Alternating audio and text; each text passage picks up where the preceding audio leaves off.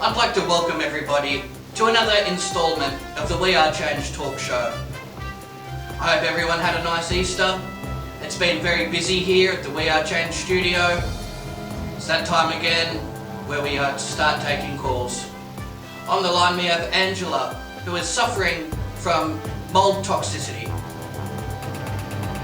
So, Angela, tell us how this horrible story began and exactly what you've been through, please.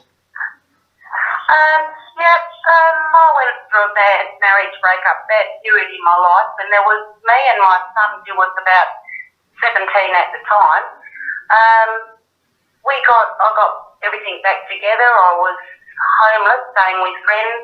I reset up a small floristry business in a shop, set up my replant business.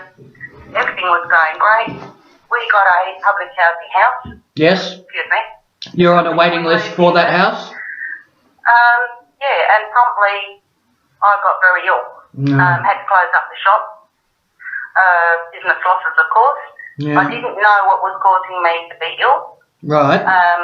There was nothing diagnosed? About 12 months after that, about spring, the following year, my son started to get sick. I still didn't think much about it. He pulled his bed away from the wall. Right. Because the house had been completely repainted and everything before we moved in. It had been freshly renovated? With mold-resistant paint. Well, it took 12 months for the mould to eat through the chip rock into his bedroom, an internal wall.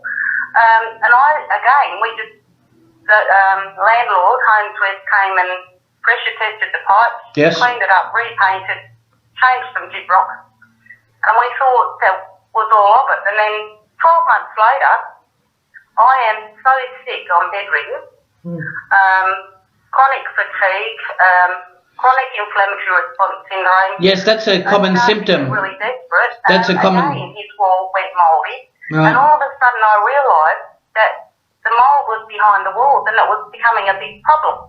Right. Yeah.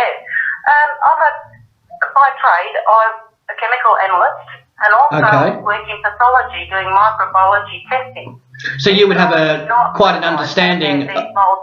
You'd have an understanding of mold toxicity and the effects that it can have on the human body. Yes. Of course, while I was really sick, my only lifeline, while I was sitting there in my dirty dressing gown, feeling so sick and losing my mind, was to get onto the internet and start researching. Well, by the second year, when he got sick around spring again, and I finally thought, how do I test the mould? I sent off and got some Petri dish plates from a fellow in, I think he's in Victoria, Biological Health, and he's an expert in mycology, which is the study of these moulds. It was all very scientific. I sent the test off, and by February last year, I had the results back, and he just basically said, get out of that house. There was 8 of the most toxic moulds known to mankind. You had no other option. Even by World Health Organisation standards, the house should not be lived in. And most physicians are not literate in mold toxicity, and they don't know how to recognise the symptoms and some of the dysfunctions that can occur as a result. Can manifest itself in many ways: unexplained weight gain, asthma, chronic fatigue, inability to focus, mood changes, as well as catastrophic effects on autoimmunity. And this is what started to play out in your situation, Angela. You were bedridden and experiencing some of the more extreme symptoms of mold toxicity. Yeah, absolutely. It was like I had Alzheimer's. By that stage, if I managed to get out of the house to go to a doctor's by myself, I'd get lost. I was confused. I had scabs all over my face. My hair had fallen out. My teeth had gone. This is devastating to hear. My eyes were yellow. My hearing went where I could not hear properly, and I could not stand noise. The light would affect me. My eyesight got bad. I had to get those glasses so I could read the computer screen at certain stages. And now I've been out of the mould for 4 months. I cannot believe how much I've improved. It's a profound change since you've left that residence. Yes. The landlord, after I presented them with the mould test results, came in and did a really botched remediation, which meant ripping off the gyprock, dragging it through the house.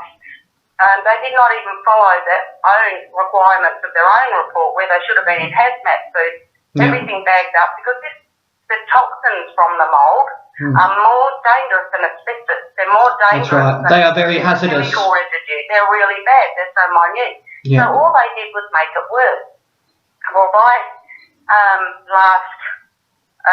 before October, I started to get really sick again. I realised that it hasn't been fixed. I had more testing done. And then at that stage, I actually got a building engineer, Hawes Engineering, to come out and have a look at that building. Good the work. building has never had waterproofing to the slab. It's never been built up to Australian code. So Ainsworth have built a house, super cheap. Someone has passed it when it's not up to Australian standards, and that house has been wet for 20 years. People before me went crazy. The man behind me went crazy. And Ainsworth, I even tried to get the public health inspector from Albany to come and help me. At least you're very alert and observant when it comes to the spread of the mould and the build-up that was occurring. A lot of the sufferers of mould toxicity are pretty much labelled as hypochondriacs, and their condition is dismissed. At least you were very vigilant and you stayed focused. Yeah, I found a doctor and I was diagnosed with like 4 viruses that they know of, including shingles and other things, and another one that causes pneumonia. I had all these things from the fact that my immune system was crushed by these toxins.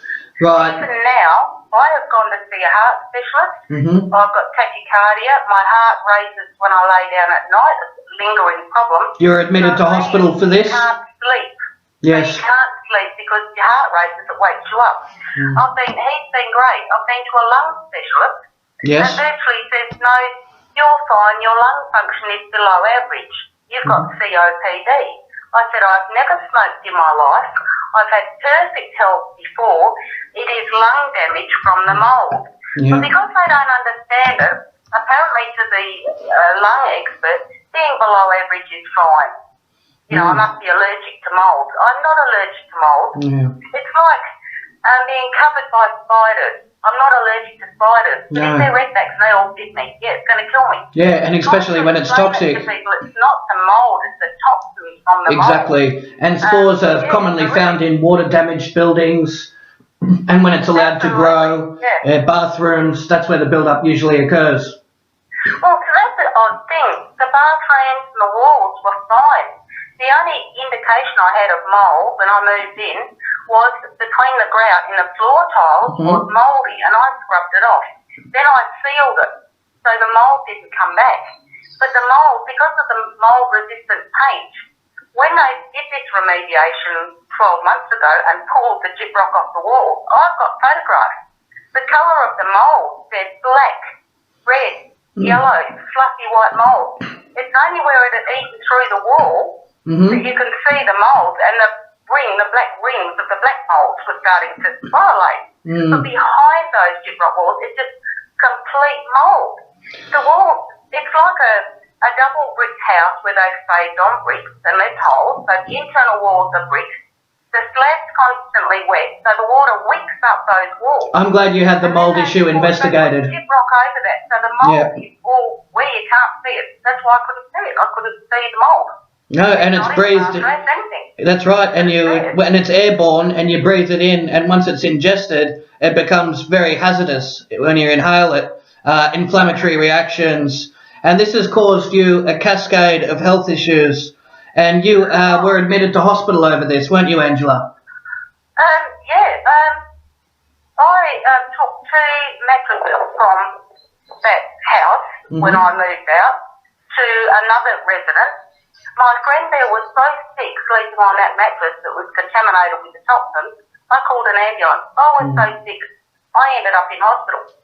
One night in that house sent me to Albany Regional Hospital for 24 hours before they could stabilise me. It's just disgusting. People from Homeswest refuse to accept it. I think I'm at the stage where I'm renting a house I cannot live in, and I haven't lived there for 6 months. because I know they will put another family in there. They don't understand that it's grievous bodily harm. That's exactly By right. not doing anything, they are killing people. But it's almost like if you're poor in a home sweat, the public health man won't come and help you. When I took these mattresses, which was more closer to Bunbury, the public health department from Bunbury was out there within a week. But in Albany, in that closed little community, the public health man refuses to come and inspect it. See, that's a severe violation of tenancy rights. Now, you've contacted the Tenancy Tribunal, and have you looked into a notice to remedy breach form? So the landlord will be breached, and there'll be an investigation that is imminent. I'll try that. Look, I've been right up to the Ombudsman in Western Australia, and they ring Homes West, and also because while I was suffering all this, I wasn't very clear, and it was almost as if they just thought I was an Alzheimer's old lady that's a bit confused and is a hypochondriac. Anyway, I presented the Ombudsman with the proof, with the testing results, with the diseases and problems that these moles cause, and the lady investigated and she rang me back and she said, I've spoken to Homes West, I agree with them. She said, wipe the mould off with vinegar. Look, when you get to who I think was the head in WA, and I never get past the secretary, and they know nothing about pathology or chemical analysis or chronic fatigue. They ring the landlord, and the landlord says, oh, just wipe the mould off with vinegar. There's OH&S rules that should apply when dealing with... They are killing people. That's right. There's a certain protocol that should be taken into consideration when dealing with toxic build-ups. That's not something that a resident should have to deal with.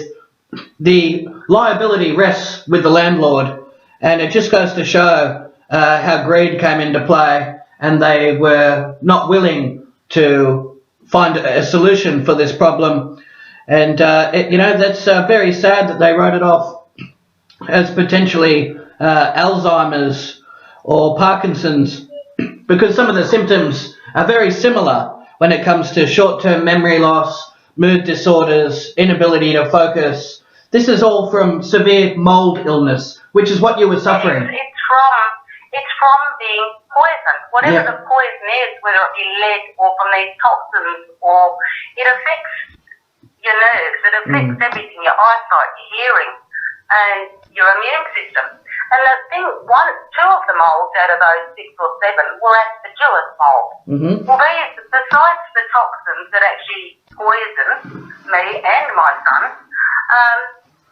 the aspergillus actually infects your lungs and grows. So I now have COPD, lung damage. I've never smoked in my life. The lung damage is from the molds in my lungs. Yeah. And I get people saying you have to prove it. To prove it, I'd have to have a lung biopsy. Yeah. And I was so sick. Look, I'm not going to have that done. They focused on that because aspergillosis sounds a bit like asbestosis. Yep. But I have so many other confirmed problems that are all related to the mold. The aspergillosis, I battle to breathe. I can't run like I used to. But compared to where I was 12 months ago, 6 months ago, I was so sick. My son, who was 19 then, had become my permanent carer. It upsets me to hear this, Angela. And I asked him to euthanize me. Euthanize me. I had enough. And he looked at me and said, I want you to live. It just goes to show the severity of the situation. I had to leave that house, and I cannot believe how well I feel after 6 months. I really thought my life was over. Yeah. But now I'm out, I'm about. I'm having a lovely weekend with the grandchildren and the grandkids. Yeah. Things I haven't been able to do for 3 years, thinking that I'm just ready to be put down, basically. I'm living a life again, and I hate to know how many people are living in these houses in Albany, built by the same builder, the same Homes West company, the same era, with the same building problems, that are just so sick. It's horrific. Well, we urge our listeners to check for water leaks, poor construction, constricted airflow, air conditioning problems or condensation, because this is a severe situation and we don't want any of our listeners to be struck down with mold toxicity. Well, the amazing thing with my house, it's built high on sand in an area that's not known for mold. It's a 70s building that probably could have better ventilation, but even with my windows wide open, the fact is it's a bad build. So the water, where the weep holes are at the bottom of the bricks, because it's so badly built, the water, storm water and septic overflow would flow back into that cavity around the house. So it's always wet. And because there's no waterproofing, the slab is always wet. It's very sickening. Mold-resistant paint, you don't see the mold now. It's all in the building itself. And once these molds are there, as they found out in America after Hurricane Katrina, if those houses stay wet for any length of time, once those molds get in there, they are very difficult to get rid of. You virtually have to deconstruct the whole house and take them away. Homes refuse to do that. So I can no longer afford to rent a house I'm not even living in. That's when right. my son and I lived there, we were paying top rent for that house. Yeah, it was terrible. It absolutely is. So you've vacated this residence. You're no longer there. Yeah, my property is still there. I've got a contaminated bed, my son's bedding, all the rugs that we've got. You turn them over and they have got mould growing on them. The leather lounge has mould growing on it. It is so contaminated. Yep. And with last meeting I had with Homes West, December, they said they will move this stuff out, destroy it and bill me for the destruction. And I can't understand why I'm upset. They are just ruthless, aren't they? I was homeless, but I had furniture. Now I'm homeless and I've got nothing. Even my clothes I couldn't bring. They're all contaminated. If I go into that house for an hour to try and retrieve paperwork, I am sick for days. I can't go in there. And I purchased a $3,000 air filter, the top. Right. And I had that on 6 and it's still not good enough. The house is that contaminated. It's beyond repair. A lot of the clothes and a lot of the belongings and possessions that you have there. Now, you deserve to be compensated by the Tenancy Tribunal due to the numerous reports that were submitted. So how would you describe your living conditions now?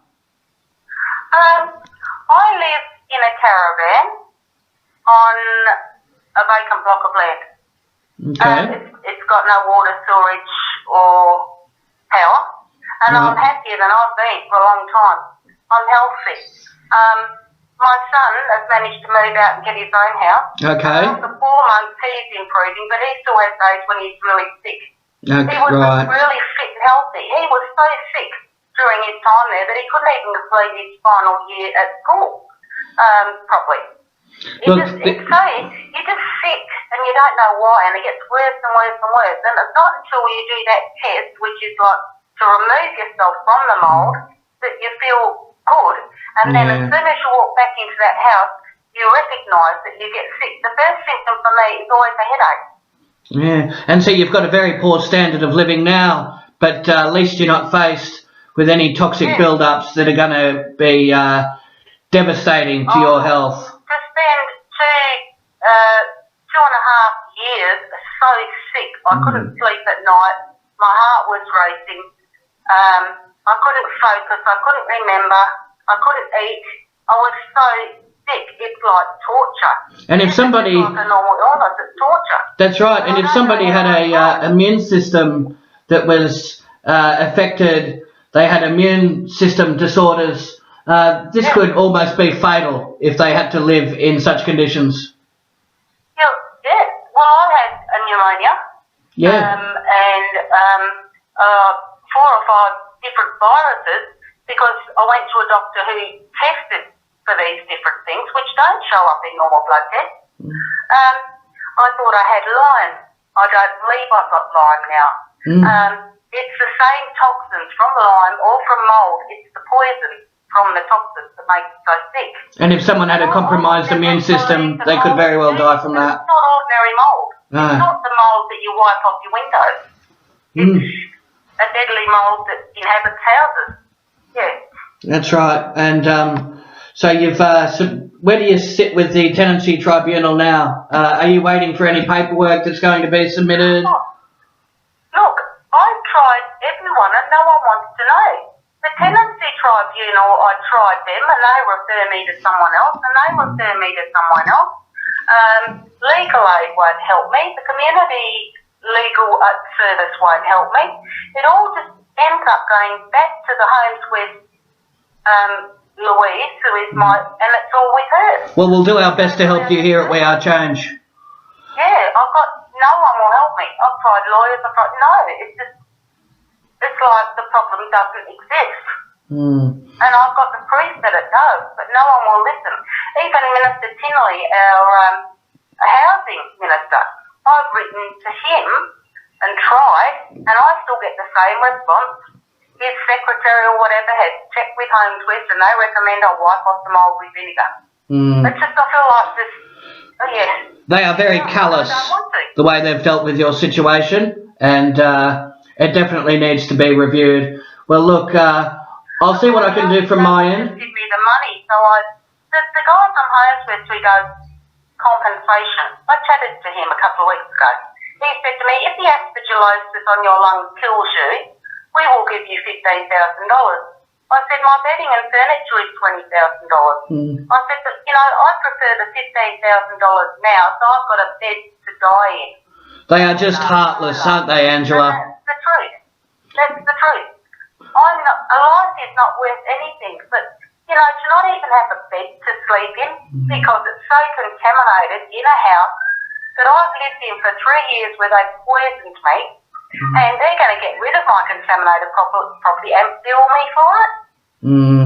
It just goes to show. State of Australia. It's just ridiculous. They are spineless, heartless parasites for recommending that you clean that mould off yourself. How dare they? Yeah. Well, look, we appreciate you phoning in through. No one will make a decision. No one will help. Well, look. It's always someone else's problem. Everyone I've gone through, they said it's not our problem, go to someone else. Not our problem, go to someone else. So this big bureaucratic system leads nowhere. Well, we'll do our best to help you here at We Are Change. We thank you for phoning in, Angela, and we'll do a follow-up to see if you've been housed with suitable residents with plumbing, hot water and utilities. And that would be lovely. We'll make sure you got power hooked up. Thank you so much. And what I hope is they don't put a mother and a child in the house, because that child will die. And no one seems to believe me. I was a healthy adult. My son was a very healthy young man, and we're both so sick. You put a baby, and babies have died in these mouldy houses. It's been reported in America. But because it's such an illness where they might say, oh, they've got asthma, or they've got this, or they've got that, unless they actually test the house, which you can now, you can see clearly that it's toxic mould. Yes. And no one deserves to have that happen to them. Thank you for educating our viewers on mould biotoxins. You're exactly right. Nobody deserves to have that happen to them. You take care of yourself, Angela. We hope Angela starts feeling better soon. People seem to underestimate the havoc that mould can wreak over the human body. Next on the line we have Steve from Bundaberg, who would like to talk about reptilians. Okay, so I'm here with Steve from Bundaberg. Steve's been a long-time conspiracy researcher. So what first got you interested in this particular area and got you started with your research? Probably Nexus Magazine, Alex Jones and David Icke. Yeah. David Icke, who really opened up things about the royals and reptilians. Yes, you've been an avid reader, and it's a fascinating topic. I've been asked multiple times, on many occasions, reptilians, am I familiar with this subject? It's becoming very common. A few years ago, it used to be a very sort of strange subject that was left in the dark. Nobody really wanted to discuss. But from my understanding, there's two types of reptilians: native Terrans that have been here for thousands of years, and another species from the Alpha Draconis star system. Is this what you're familiar with, Steve? I was looking for the reptilian eye, some evidence as well. Yes. And there was a glimpse, small amounts here and there, but now there seems to be much, much more, particularly with the elite and the ones that are on TV that are promoting Hollywood and music, the music industry. That's right. It's almost like they're being possessed by a demon, with their eyes changing and being on camera quite clearly. Also, that's right. The Jenna Greek, is it? Jenna. There's been multiple anomalies, people's retina and corneas changing to have a reptilian appearance.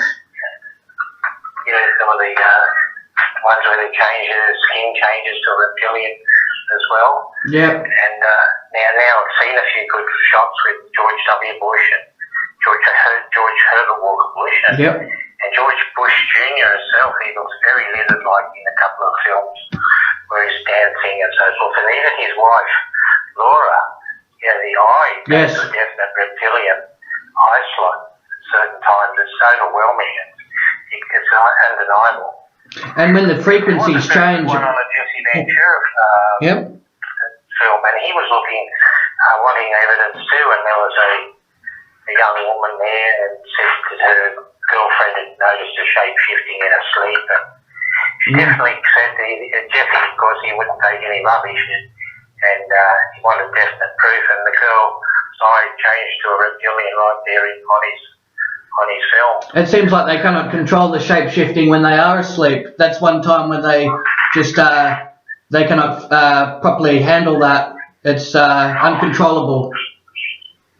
Yeah, apparently it disturbed her girlfriend, and she had to reassure her. She could recognise it still. It was still her friend, so it wasn't too alarming for her, but it would have been I wouldn't have liked the experience myself. And it would be extraordinary and very shocking to say the least. So there's 13 bloodlines. This is where apparently a lot of it stems from. The Saxe-Coburg-Gothas, Rothschilds, and so on and so forth. And this is very prominent. A lot of people speak out about these families that have this particular characteristic of reptilian. They seem to be the main ones, don't they? Yeah. The Khazarians or the Zionists themselves, and they bring with them that evilness, I think, too. That's right, because some of the evil that you see in the world, you think surely humans can't be responsible for that, and it can't be all just labelled as greed, because it's just far too severe, and it's on a whole different realm, just the level of evil it is. Yes, that's right. Yeah, the inhumaneness of how they are. That's right. It's overwhelming. Exactly. And they play a vital role in humanity, pushing certain agendas, keeping people in fear, because when you use fear-based mind control, it's much more effective, isn't it, Steve? And probably like animals, they're able to pick up on the fear. Yes. And the fear vibration and feed on it. That's right, exactly so. And you see a lot of YouTube videos, people uploading tons of information about reptilians, celebrities, shape-shifting. This is becoming a common phenomenon, would you say? Definitely. I've just had some photos copied recently that show them quite clearly, with like Miley Cyrus and Britney Spears and Katy Perry, and there's Madonna, Lady Gaga, Hillary Clinton. There's a host of them, there's this John Podesta. Yeah. It's a very strange one, that one, with the show with his teeth going sharp. You're not wrong. Very hollowed out black eyes. And if you look at the ancient Sumerian texts, some of the old Greek mythology, and in a lot of the old history books, there's a serpent theme that is very common amongst a lot of literature and a lot of these books and a lot of these old tablets that have been found, reptilian imagery, isn't it? And that's what I noticed with these wars in the Middle East. They seem to be trying to destroy that evidence or steal it. You know, breaking into museums, smashing up artifacts, destroying, carved images that are thousands of years old, to rewrite history perhaps, or That's correct. change it. It's been a cover-up, hasn't it? And they try and hide a lot of this information from the public. Even blowing up those Buddhist statues in Afghanistan, it was completely unnecessary. But behind them, there was another cave and more things to find behind them, I believe. That's right. And there's been certain names that have been thrown out, a lot of phrases that have been used, such as shape-shifting. They're trying to get the public's attention in a slow form to get people to slowly start to question maybe this is a common thing. Bring it to the public slowly. I've noticed too, Jeff, is like where the movie They Live, and there's cell towers everywhere to make people blind to what was really happening in their world. Here we have more and more cell towers around, yet the phone reception's not really any better. That's what I'm thinking, now with the 5G coming, there's another agenda for this population control, using the cell towers to manipulate us and keep us under control. That's right, it changes our body's frequency. Just like the reptilian, they operate on a different frequency that we can't pick up, and they come across using a form of mimicry where we see them as human, but in actual fact, they are far from it. They are a reptilian humanoid. Yes, I was actually lucky enough to see a short film of some Men in Black recently, which they seem to have that ability too, to try and mimic humans and machines, our cars, things like that. And They Live captures it excellent, doesn't it? John Carpenter's film, you put on the glasses and then you see them as they really are. And that's what we need up here. We need those glasses. Yes. Desperately, someone needs to make them. Without a doubt. And I'm sure he was giving us a bit of a warning, like Kubrick in his films. They're putting the truth out there in a film to get past the censors and that, to get to the masses, to seed the information into us, to the awareness. They like to leave little clues, little hints, so people can put it in their subconscious and have it.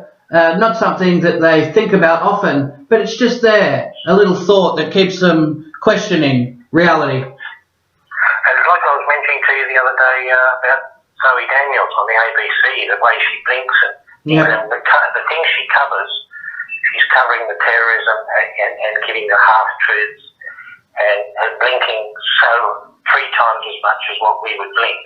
And the eye going to a reptilian, they seem to have infested themselves throughout our media to help control us.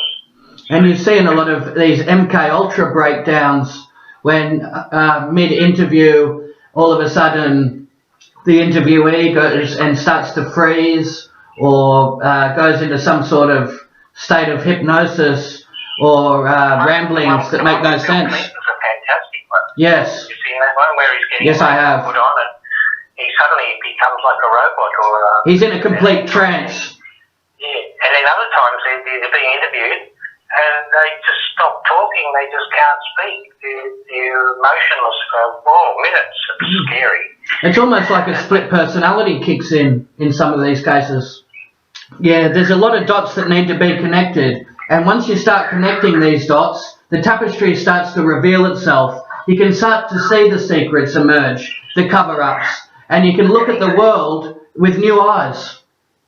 Interestingly, the YMCA logo is like a ribbon with a pyramid, a red pyramid in it, incorporated. It's got that symbolism of both the ribbon and the pyramid. And the pyramid and the capstone removed at the top with the eye in the middle. A lot of people say that's a reptilian eye. Yes, and it's hidden in our Queensland Health as well, the capstone. limestone pyramid symbol done in stripes in the shadow section of the Queensland Hill, interestingly enough. You'd be surprised when you look at a lot of the logos that businesses and companies use. There is serpent imagery. It's hidden subliminally in the actual logo itself. Very clever, but to those with an open mind and to those that have switched on to this type of symbology, they can start to see these patterns. It's a secret code that's written. One is a great one, Jeff. It's a man sort of stretched out, but in his hand is actually the serpent shape and head with the mouth open. And you follow it down and it's a serpent right through overlaying his body, becoming part of the shape of his body. It's a very clever in BT British Telecom symbol. They're basically telling you this is what's happening, aren't they? And the other good one, Delta Sigma Delta, the secret dental group. Yep. And Delta, the shape of the pyramid.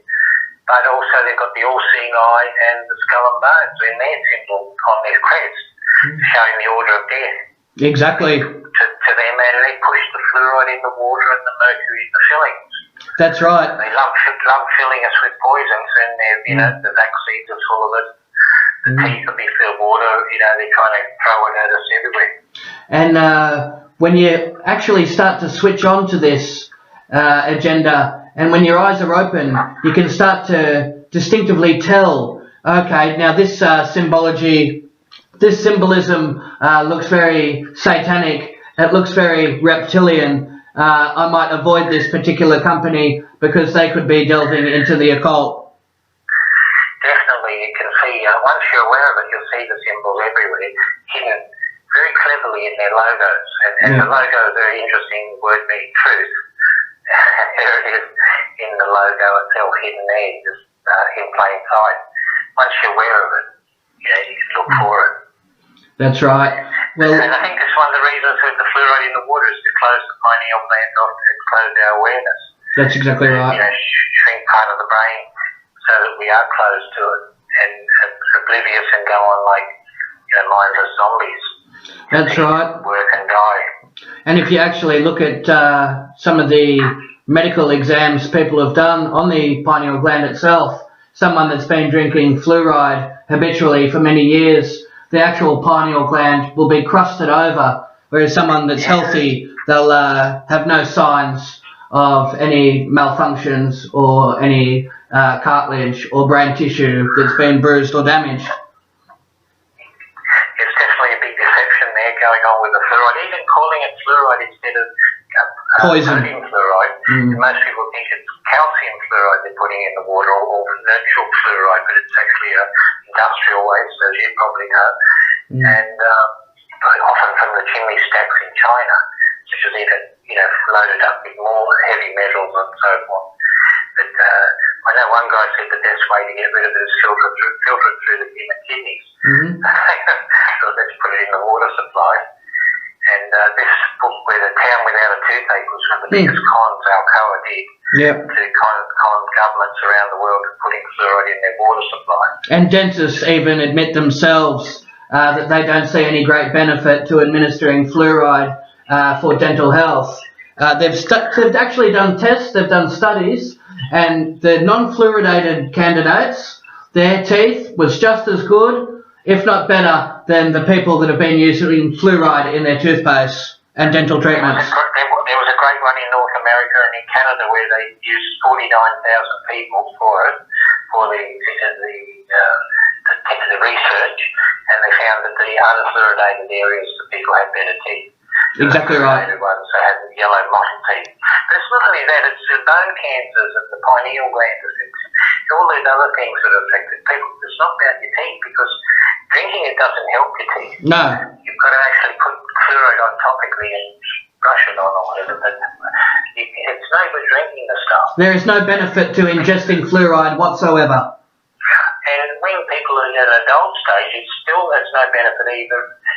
So it's only a small section of the growing young people that benefit by it, and they should be having calcium fluoride, not sodium fluoride.